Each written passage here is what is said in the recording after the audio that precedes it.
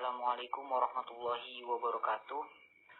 Perkenalkan, kami dari kelompok 10 yang beranggotakan saya sendiri, Imanuddin Zafi Nawawi, Hafiz Zabar Nur Rahman, Titik Fityatul Akrimah, dan Bunga Priyas Ramadhani.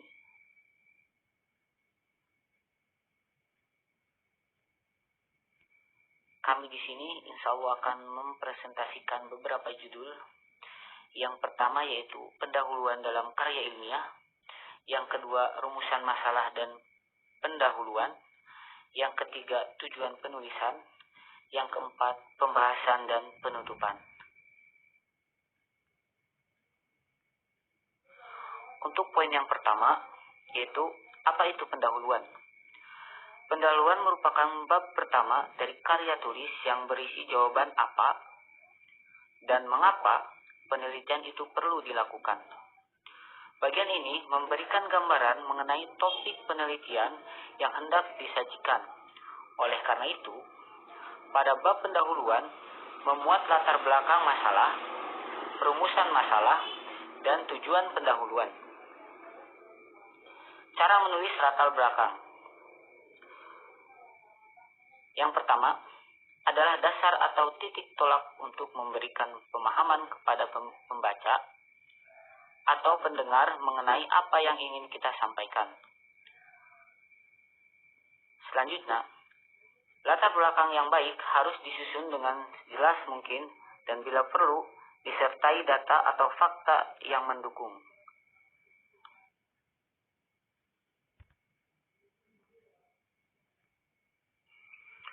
Untuk poin selanjutnya, yang kedua yaitu rumusan masalah.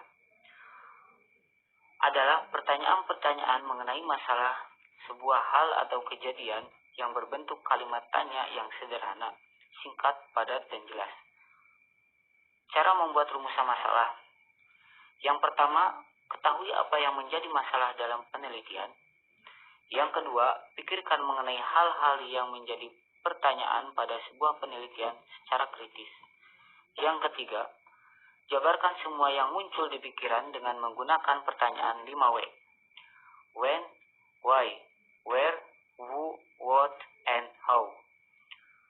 Yang keempat, pastikan bahwa rumusan masalah yang kamu pilih memiliki nilai penelitian bermanfaat, jelas, padat, dan tidak bertele-tele. Yang kelima, rumusan masalah bisa dijadikan petunjuk sebagai pusat penelitian yang memungkinkan untuk dijawab dengan data dan fakta yang ada di lapangan.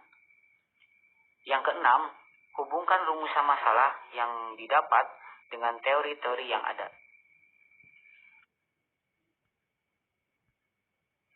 Untuk poin yang selanjutnya yaitu yang ketiga, tujuan penulisan.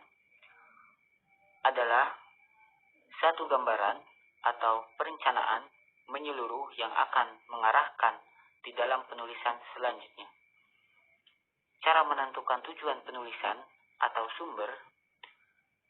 Sebagian besar dari bahan penulisan dapat diperoleh dari dua sumber utama yaitu inferensi dan pengamatan.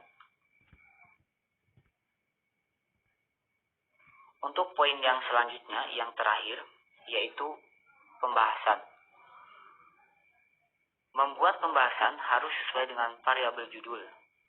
Pembahasan dimulai dengan cara menerapkan beberapa hal, ideal, dan fakta yang pastinya adalah beberapa faktor yang mempengaruhi maupun menghalanginya. Yang selanjutnya, penutup kesimpulan.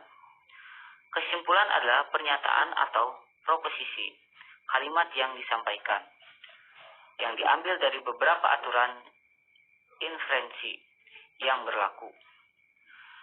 Kesimpulan termasuk suatu gagasan yang tercapai di bagian akhir pembicaraan, atau dengan kata lain, bahwa kesimpulan adalah hasil dari suatu pembicaraan.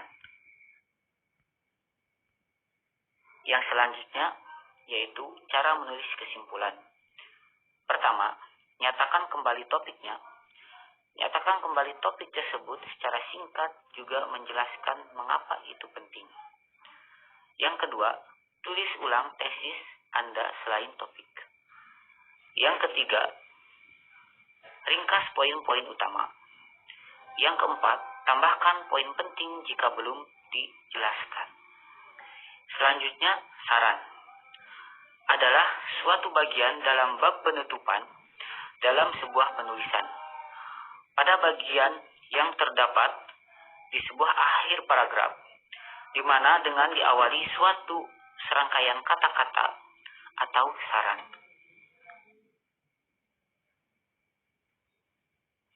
Oke teman-teman, demikian presentasi dari kami. Terima kasih sudah menyimak dengan baik, dan bila ada pertanyaan, silahkan bisa ditanyakan. Terima kasih. Assalamualaikum warahmatullahi wabarakatuh.